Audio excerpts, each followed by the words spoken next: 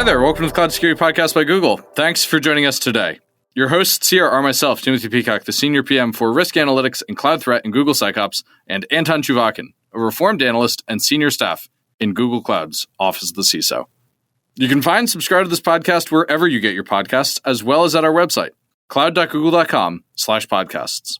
If you enjoy our content and want it delivered to you piping hot every Monday, please do hit that subscribe button. You can follow the show, argue with us, and the rest of the Cloud Security Podcast listeners on our Google Cloud Security community page. Without any further ado, let's turn things over to today's guest. And today our guest is Bob Blakely, co-founder and chief product officer of Mimic. Welcome to the show. Thanks very much, Anton. It's good to see you and to speak to you. I think it's good to see you after 10 years. How many years? At this point, I'm kind of a little nervous to reminisce, but maybe you can try. Yeah, I have no real sense of time, but it is good to know, that there is an honorable and productive life after Gartner. Yes. I mean, in your case specifically, you had a pretty stellar career after Gartner, and you're still having your pretty stellar career. So I guess people who are interested can look you up on LinkedIn, right? They can absolutely look me up on LinkedIn or even just Google, and it doesn't even matter if you spell my last name right. So actually, the whole spelling your name thing, I think I did try it 3 or 4 times, and one time fairly recently. So I'm embarrassed to admit that. So yes. And by the way, Google does work. Even for me. It does, but you shouldn't feel bad about it because 3 generations back in my family, there were 3 children of my great-grandfather, and they had all 3 spellings of the last name, E before the L, E after the L, and E before and after the L. So I think it's our fault. Okay, yes. My mind is a little blown from that. So you sort of have 3 family names over the history, but wow. So another piece of old news is ransomware. So wait, is ransomware old news? So before I start rambling too much, like a former analyst we are, tell us about the ransomware problem. Some people feel like it's so 2015. So, of course, there is no new thing under the sun. And ransomware, in one sense, is just the transposition into the electronic environment of protection rackets and extortion that has happened in the physical world forever. On the other hand, the ability to extort people at a distance and circumvent the controls of the financial system make it a lower risk business for the ransomware actors than extortion has been traditionally in the physical world. And I think that's probably one of the reasons that ransomware has been getting more and more severe over the last decade or so, because it is sort of the fastest path to cash out while still avoiding encounters with the police. So I have an embarrassing revelation at this point, because probably around 2015, maybe when I still was at Gartner, I had a pretty fierce argument with somebody at the Gartner Security Summit. And that person was kind of arguing that ransomware would be a big deal. And I was telling him that no, stealing credit cards is the better criminal business. And maybe even before 2015. And basically this person was convincing me that no, ransomware is going to be big. And I'm like, but monetizing sounds like a risk. It's much cleaner to sort of steal credit cards and then sell them on the black market. And you never have to deal with victims and all this other stuff. But the person basically tried to argue passionately that ransomware would be something to fear. And ultimately, I have to admit now, I forgot who that was, but that person was right. And ransomware did grow to be a very big deal, despite this challenge of dealing with victims and monetization challenges. So is it because of cryptocurrencies, or what made ransomware the big deal? I think it is largely because of cryptocurrencies. And back in 2015, I almost certainly would have argued on your side, because no one is more surprised than me that cryptocurrency is sort of still around and manages to be a viable channel for the exfiltration of the proceeds of crime. I would have found that implausible. I still find it a little surprising that cryptocurrency is as popular and prevalent as it is. But I do think that cryptocurrency is a big facilitator both of avoidance of controls in the financial system and also of avoidance of legal accountability by people who live in non-extradition jurisdictions. That makes sense. And I think that it's almost a little scary that it became such a layer for enabling it. Basically, I think both you and me at this point, you after studying ransomware for a long time and me without studying it for a long time, kind of being a casual observer of that, kind of concluded the same thing, that if cryptocurrency weren't a thing, probably we won't have ransomware at all. Like flat out wouldn't exist. So it probably would still exist, but it wouldn't be nearly as prevalent a problem, I think. I think the friction in monetization would keep the problem much more under control if we didn't have essentially cross-jurisdictional cryptocurrencies. That makes sense. And I think that let's talk about the unique aspects of ransomware. To me, one thing that surprised me back in the day when I was asking other people about ransomware, there was this whole debate about is ransomware malware, because some people prefer to think of it as RansomOps when it's about the criminal group breaking in, doing stuff, and then, yes, using malware and other tools in the process. Because the motivation for this debate was that roughly several years ago, many anti-malware vendors claimed 99% detection rates for malware, but ransomware epidemic was just ramping up. So it sort of like made no sense to a lot of people. They claim, at least in tests, high rates of stopping malicious software, but then this one kind of malicious software became a big deal. And then somebody reset my brain a little bit by saying it's RansomOps, not ransomware. So what makes ransomware unique? And do you buy this whole RansomOps, ransomware, not malware thing? So I guess I'll give 3 answers to one question here. Perfect. That's perfect. That works really well. So the first is ransomware is not just malware. Mm-hmm. It's also RansomOps. Ransomware operators do sometimes use binary malware, which is specifically crafted for the ransomware operation. And in particular, that tends to be the piece of the ransomware operation which does the encryption and the exfiltration of the key. On the other hand, there are ransomware operations that don't encrypt files at all. They just exfiltrate data and extort you with disclosure extortion. Those frequently don't use any custom crafted tools. They frequently use tools that are already present on the system or tools that are created by legitimate commercial organizations for legitimate purposes, but can be repurposed to dual use by the ransomware operators. In terms of defenses and 99% detection accuracy, at a previous employer, I actually tested a bunch of those packages, and the 99% figure is largely accurate, right? So it really is true that modern anti-malware solutions discover the majority of the very large majority of malicious binaries on most systems if you just run them out of the box. But there are 2 issues with that. The first is that what happens after detection frequently requires essentially prioritization, disambiguation, and response by humans, right? So you get an alert in the SOC, and the SOC takes 10 minutes or an hour or something like that to execute a full cycle response. And if you have ransomware that's trying to encrypt a system, it proceeds typically a lot faster than that, right? So the fastest ransomware will encrypt everything that it cares about on a target system within a couple of minutes. So if you have a single failure or if you have a single slow response, you still get hurt. And then the other issue is, essentially noise. And I'll come back to that later. But really, when you ask what makes ransomware a unique problem, what I would say is not that it's unique because it has, a different binary signature or it's harder to detect or anything like that. I would say that the thing that really differentiates ransomware from other kinds of malware is that it deliberately inflicts suffering and real risks on just regular civilians, right? So people who are trying to fill up their cars at a gas station, or people who are trying to receive medical care at a hospital.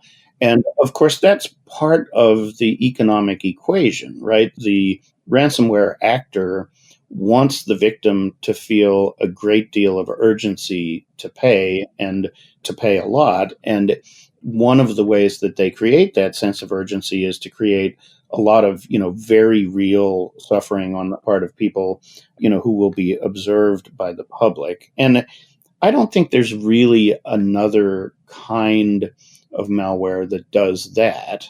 And that's one of the reasons, you're going to ask me later what made me personally want to get into this space.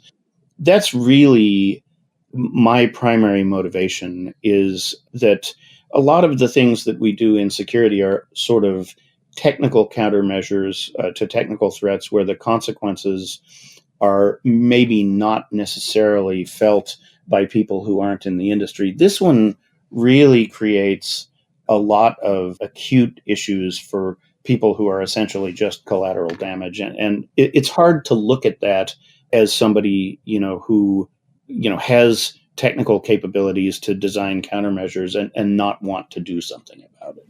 Mm-hmm.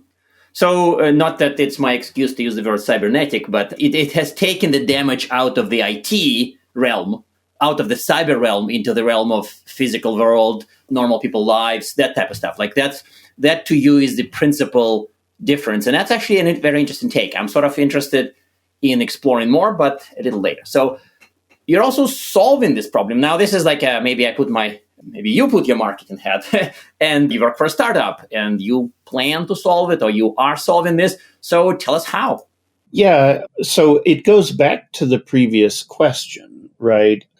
One of the reasons that conventional controls are not very effective against ransomware is because they are designed to detect and counter a broad spectrum of risks, right? So essentially every kind of malware and other malicious activity, human malicious activity that might be present on a system. And that approach inherently comes with this problem of noise, right? So if you're trying to differentiate all the good behavior in the world, which is a very large amount of behavior, and from all the bad behavior in the world, which is, because it's a Turing-complete system, in principle infinite, right? The statistical overlap there is going to be very large. And that's why you probably aren't going to get much better than 99% detection, because there's going to be a bunch of stuff that is in the false positive, false negative statistical gray area that is going to require human adjudication. And as long as you have human adjudication, the response is going to be too slow to prevent catastrophic damage on a target system. So I would say that the main thing that we're doing to solve this problem that's different from what other people are doing is we are on purpose ignoring every form of malicious behavior that isn't specifically ransomware, so that we can be much more accurate and much faster in the response to ransomware specifically. Mm-hmm. So that means that you described this speed advantage, that if you're acting against ransomware at human speed, you likely lost.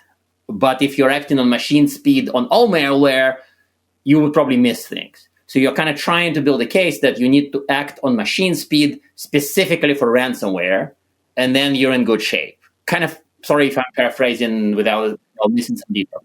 That's exactly right, except that I would add one wrinkle, right? So if you are proceeding at machine speed against all forms of malware and human malicious behavior, you will probably either miss things, or you will take action on things that are not malicious. Right. It's not even you think. It's the fact of life at every SOC and every company. Like, it's kind of like, it's just the fact with a capital T, perhaps. Yeah. And if you want to automate the response, missing things is obviously bad because you're going to get your system encrypted by the bad guys.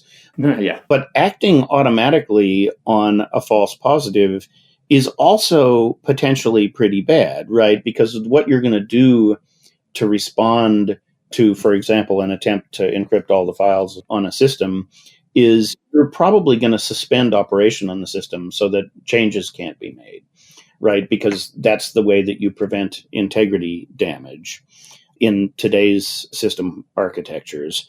And what that means is that you're essentially taking the system out of service.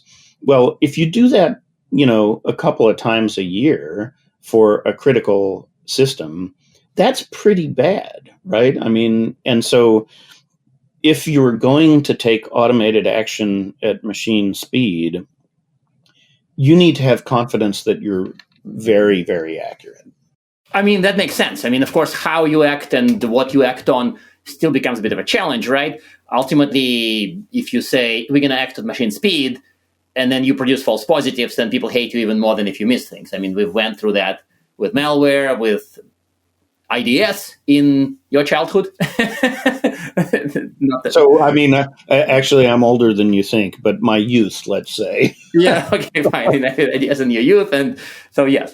But so here's the side problem to this. So if what you're describing sounds logical in retrospect, well, after you described it. So is startup really the best way to solve it? Because I think to really make a dent, you need to have massive deployment base, right? So shouldn't somebody like CrowdStrike or Microsoft solve this?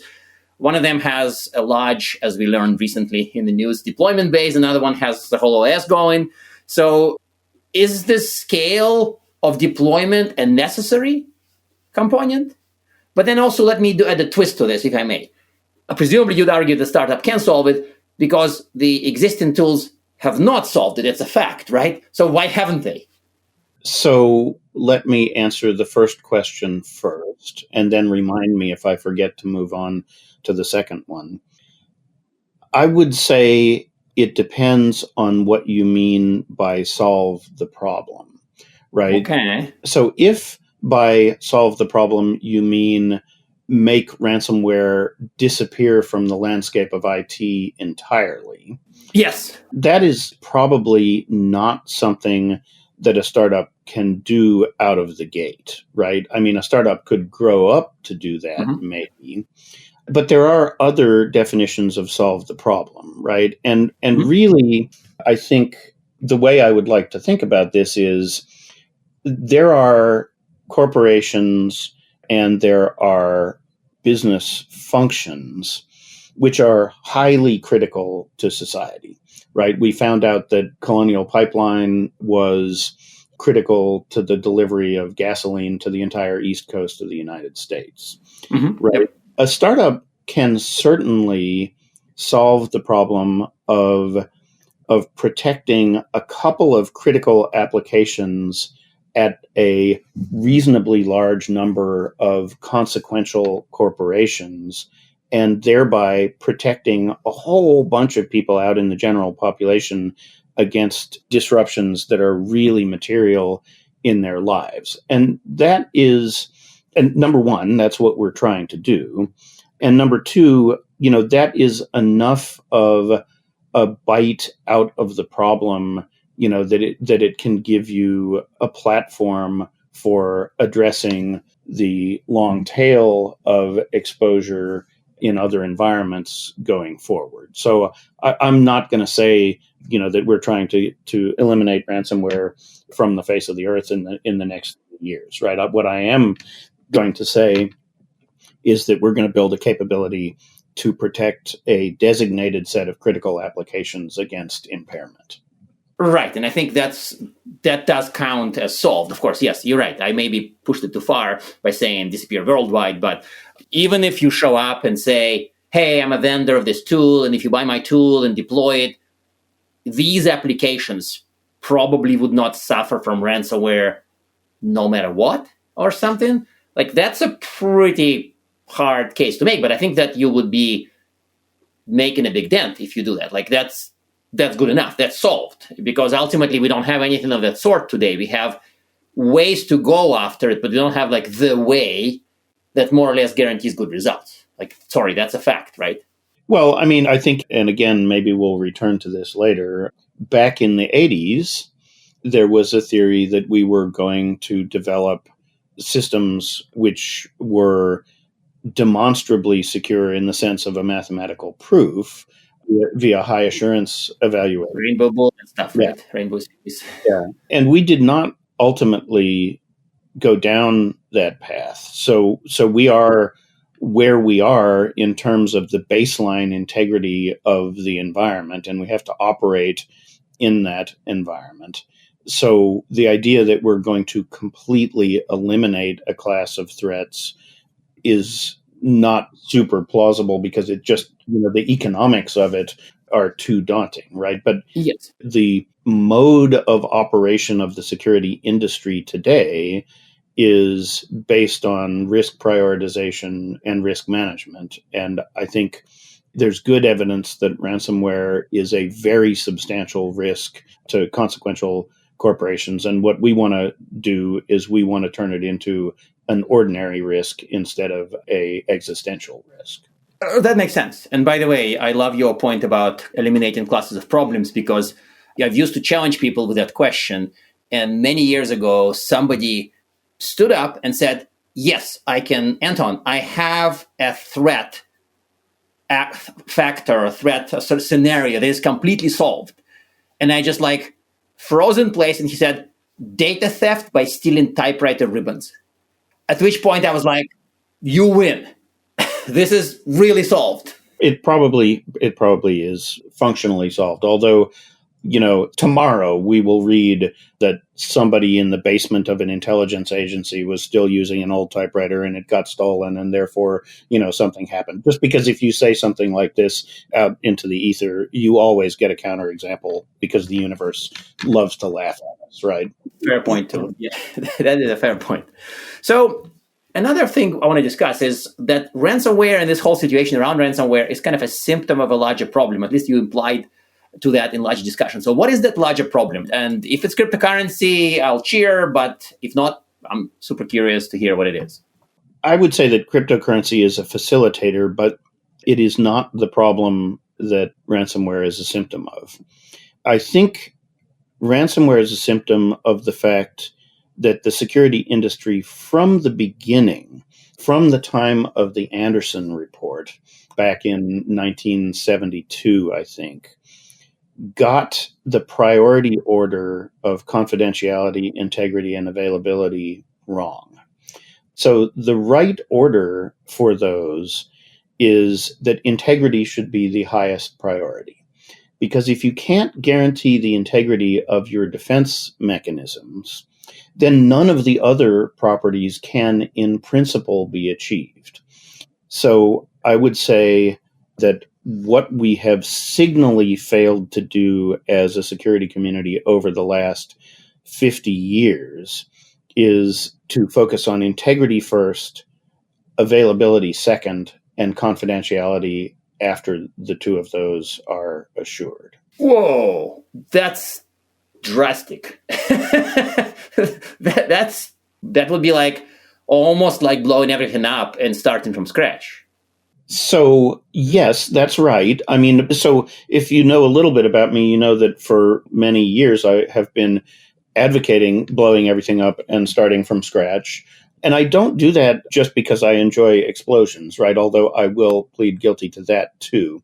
But I think it is pretty clear that the fundamental models, that we have built for securing a very complex world in which everybody is connected to everything are not keeping up with the threat environment. And so, reconsidering some of these foundational assumptions is probably warranted just on the basis of the difficulty that we're encountering operating the solutions that we have built.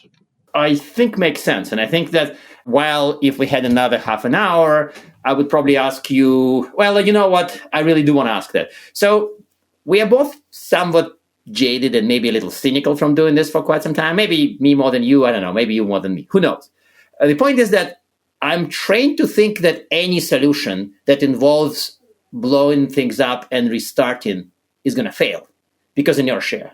It's almost like when I left Gartner and I wrote my lessons from me being at Gartner for 8 years, my number one lesson was IT inertia is the strongest force in the universe.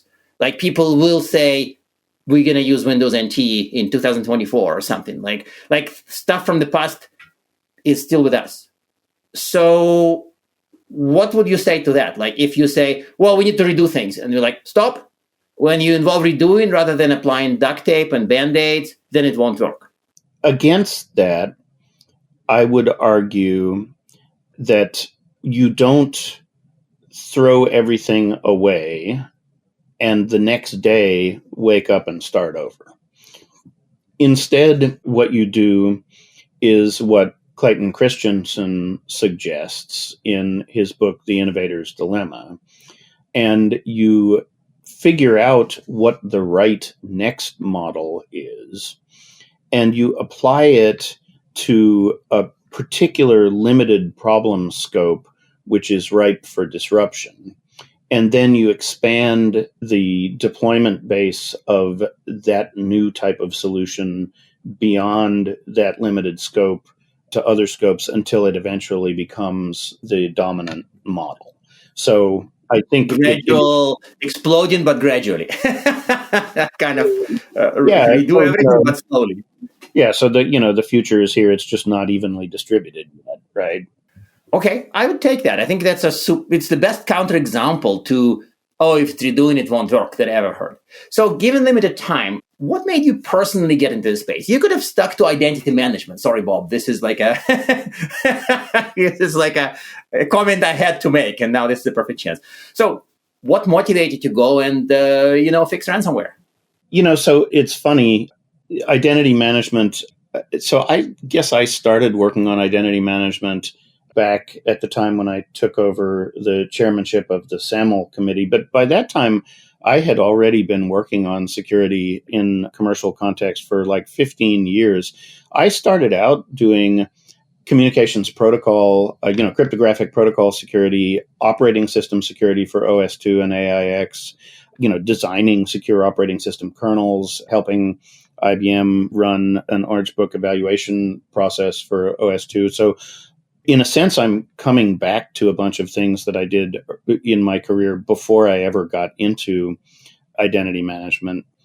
And in terms of why work on this particular problem, I think it does go back to what I said earlier, right? That the problem really affects ordinary people in a way that other security problems that are experienced by big enterprises don't necessarily do. And I feel like at this point, I've been working on security for 48 years. I've learned a couple of things, along the way. And if I'm going to apply all of that to one more problem, it felt like the right thing to do to pick a problem that really had an impact on people outside of the data center. I think that's motivating. That would be motivating. In essence, ransomware is the thing that crossed over from the digital realm. And I think that's maybe that's the thing that the original cyberpunk sci-fi writers are warning about. It's not the virus that goes into your mind. It's the type of malware that hurts you if you don't use computers. Maybe I'm overdoing it and I'm going too far into the field, but you're right. If you don't use computers, you can still suffer from ransomware. You wouldn't suffer from, my Windows crashed. Well, in this case, the harm is outside of that realm. So, traditional closing questions. One tip, I guess, on fighting ransomware. If you want to be, cheap and cheerful, you can say, buy my tools, but it would be kind of boring. And one piece of reading. It can be anything. It can't be Anderson report. I'm adding this one to the notes already because some people would be super impressed by some insightful piece of cyber reading from 1972. So if I were going to give a tip, it would not necessarily be about ransomware in particular, right? So maybe for my fellow security practitioners rather than for the general audience, my tip is that ontology is the enemy of security, right? So ontology is the philosophy of enumerating the collection of things that exist, right? So this is a fancy way of saying that what always kills you in security is your assumptions, and in particular, your assumptions about things that you don't need to worry about, right? So going back frequently and figuring out what you assumed was not going to happen, and maybe even taking this contrarian position that here is a thing that I believe is impossible or highly unlikely, and not even trying to figure out how it would happen, just saying, okay, let's assume that that impossible thing happened. What would happen next, right? That's a super useful exercise. A piece of reading.